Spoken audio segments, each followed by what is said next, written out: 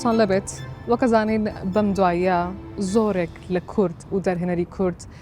لە بوارەکانی جیای فیلم کاریان کردووە بە تایبەت بۆ کۆمپانیا بەناوبانگەکانی جیهان کە ئەوە خەونی هەر تاکێکە کە دەرهێنەر بێ و بێوێ کار بە ئەو کۆمپانیایە کە تایبەت ئەمازۆن، نێتفلیکس، پرایم تایم ئەمانە هەموو خەونی دەرهێنەرەکانن.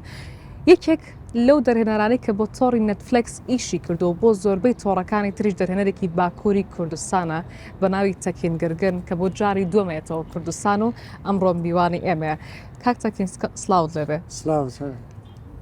دوای 20 ساڵ هاتکەوە بۆ کوردستان هەستت چۆنە؟ چۆن بوو هاتیتەوە؟ وەڵا 20 ساڵ ئەوڵ هاتم کوردستان پر یعنی بچووک بوو کەم ئەمە نەهادن هێرم کوردستان پر باش بێ یعنی 20 ساڵ باشی یعنی زە فارقلیە یعنی ئەز پر خاش بێ ئەز زە مەمنونم کوردستانی منەها. هۆکارەکە چی بوو کە هاتی؟ پرۆژەت بەدەستەوەیە؟ ئەتوێ فیلم چێ بکەی؟ بەڵێ یعنی ئەز حەزکم یعنی خزمەتە کوردستانی را فیلمێ بکەم چونکی vê derê fîlm ew ê ciwan hene yanî mekanê cihan hene ez hez dikim fîlmekî vira bikim çunkî alîkariya kultura xwe bikim yanî Kurdî bikim çunkî em îngilîzî fîlm çêkirine heta niha ez îro bes ez hez dikim fîlma kultura xwe ayla xwe Kurdî bikim yanî senaryoka me heye چیرۆکەکە مە هەیە vê derê yanî çîrokeke pir baş e yanî Daesh derbarê Daesh belê ez hez dikim wê çîrokê vira bikim çunkî dunya yani dewletê dinê jî bira bibînin pêşmerge ça ew kiriye yani şer kiriye ça dewlet Başa em berheme şeher bo torî Netflix e? Yan bo oy berhemeyenî. Ez hez dikim bi Netflixê bêjme Netflixê yani hê min nebiriye Netflixê. ئەتەوێت دروستی بکەی دوای ئەوە بێ بە Netflix پێیان بڵێ کە فیلمێکی لە بجۆرم بەرهەمێنا و ئێوە نمایشی بکەن وایە یاخێت بکڕنەوە. ینی گوێزگەرەکە بمە Netflixê Netflix قبولکە ینی قبولکە باشی ez hez dikim werme Kurdistanê wê filmê çê bikim yanî ez ê du hefte başê herme Amerîkayê çûme Amerîka hez dikim bime Netflixê wê çîrokê. باشە بەڕستەکەین چۆن بوو پەیوەندیت بە تۆڕی نەتفلکسەوە کرد و چۆن بوو لەگەڵ ئەو کۆمپانیایە کارەکانت بەرهەمەهێنیت چونکە بەڕاستیەوە خەونی هەر دەرهێنەرێکە ئەگەر بێوێ بۆ نەتفلکس ئیش بکە سەرەتا تۆ چۆن دەستت پێکە لەگەڵ ئەوانە؟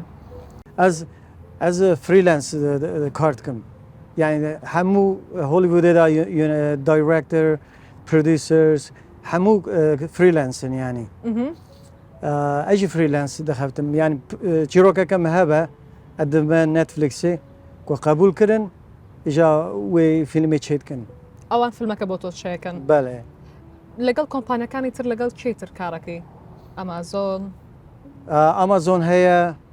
Hulu heye ئەوانە کار دەکەی؟ ئەوانەش کار dikin belê yani niha Netflixê ra eweke me heye projeke me heye ez Netflixê ra kar dikim ama hez dikim ew Kurdî Netflixê ra çîrokê Kurdî çêkim yani belê. Inca pirsiyarî tîşim heye bo derbarê ew du filmê ke her bo Netflix berhemênawe Ceka şoakeş xweş e bes ba birêne şîro dabnîşîn û bi germ û gurî basî pirsiyarakan bikey. Biçîn? Belê. Spas.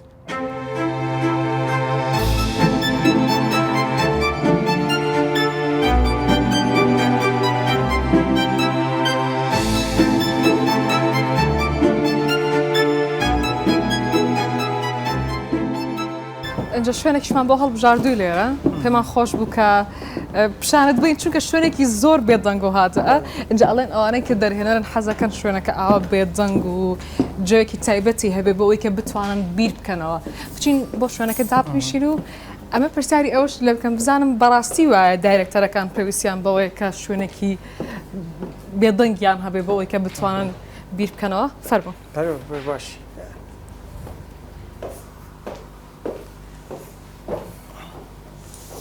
چۆنە شوێنەکە؟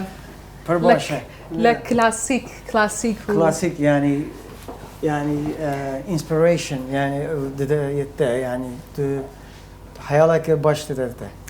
يعني أبي بو دايركتر شو أنا كبم شوازة بم شوازة بيدنجو بوي خيال بكا بله باشا انجا برسالكم هبو بزانم تو چون بريارة دا بچي بو أمريكا بخواني بو فيلم و چون كوتي تبوارا كوا خوت حالت بجارد كا لفيلم ايش بكي يان صدفة بو چوتنا ودنياي فيلم والسينما ودايركتينو والله سينما يعني حياتي مدى السينما يعني هر زمان هبو çünkü sinema yani fikramı da her vakti küçük bunca hebu. Vakti çuma üniversite Ankara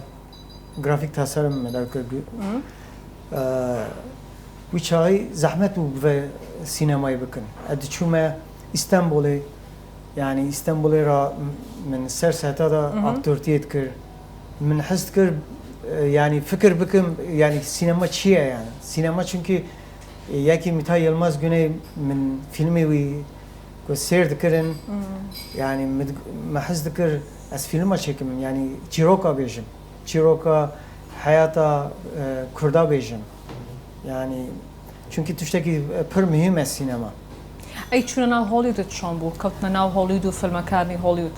كاركي أنا أصلا كبتواني بو هوليوود كارد كي وخود باس تكر لسرتا وتو أبي همو ديتيل بتشوك كان درباري برمناني فيلمك جرينجي بيبي أجر تيل هوليوود دابي قرصني هوليوود زحمته يعني كم بزامبيا حق زحمته بلكي من جسارات متنوع بتشوما پر زحمته چه اگر بتزاني او زحمته ناتريد مثلا حق زحمته اها يعني از پیشی دا يعني پر زحمت بو اما فكره من او نبو يعني هاو زمان فكره معيني بو متقو از فيلمي چكم اشي وقتی چوم امريكيه يعني چوم سبا زمان هم بم نيويوركي بين سال شون دا مگو از حستكم سينماي او كم يعني هرم مكتبة سينماي باشا يعني سينما قبول كرم از شوما كاليفورنيا دير هر تشتي خد مفروض نيويوركي شوما كاليفورنيا بوي بو فيلمك تشكي بالي نو بو حسابه هرم مكتبة فيلم بهر بو مكتبه فيربوني فيلم وزانياري درباري فيلم بالي من 4 سال فيلم خان يعني باشيجي يعني من هر رو وقتی فیلم مکتبا فیلمی بوم هر رو از اشتکر کارد کرد یعنی کارخورات کرد یه حوالی خود کرد چون فیلمی حوالی خود من کامرات کرد من دایرکتور تیت کرد پرودیسر تیت کرد یعنی هر همو ایش مد کرد یعنی سبک هم بم یعنی چونکه فیلم را عشق بو یعنی تشتکی زف فرقی بو حیاتم مدا باشا پروژه تازه تو چیه؟ پروژه نو؟ یا نو بله پروژه من نیو بیشتر پاندمی من نتفلیکس را ایشی مهبو من پیلوتک چکر یا کمدی سیتکام آنها از پروژه که من دنی هیا از حسکم آمازون را چکم نتفلیکس را هیا پروژه من و چون امریکایی از باش دست بکم وان پروژه دا باش او دو فيلمي كبرهمت هنا يك لو انا تروي او تريشيان موزو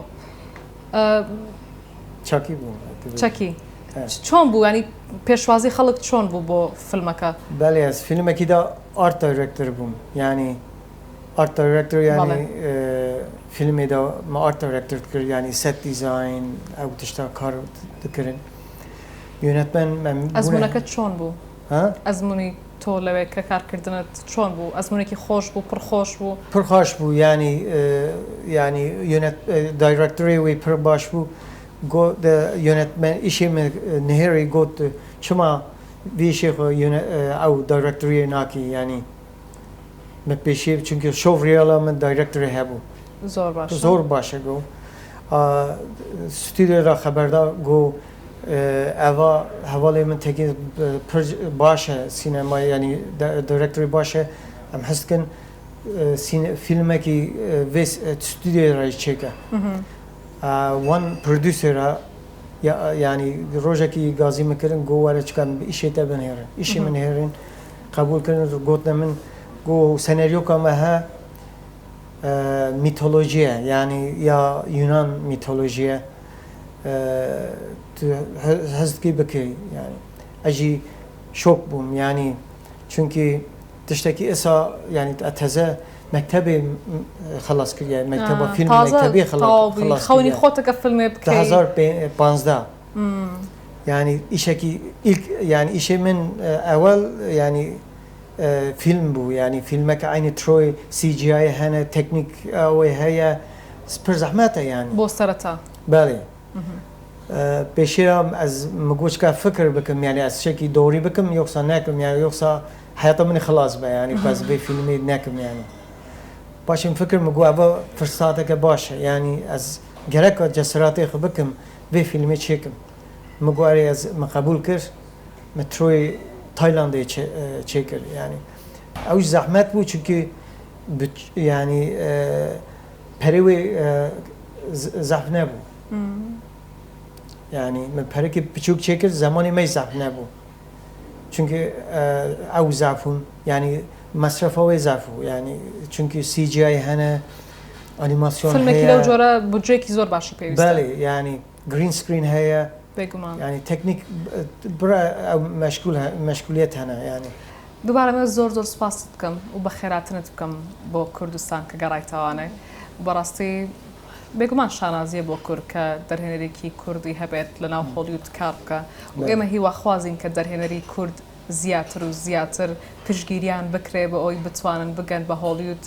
چون براستی در هنری زور بتوانه هی و تنها اوی که پیوستیان پیتی پشگیریه که زور سپاس کمیوانی ما زور سپاس کم پر ممنون بوم کردستانی بوم دوباره بخیر هاتی بله زور سپاس زور سپاس بایوش که بینریه ما بون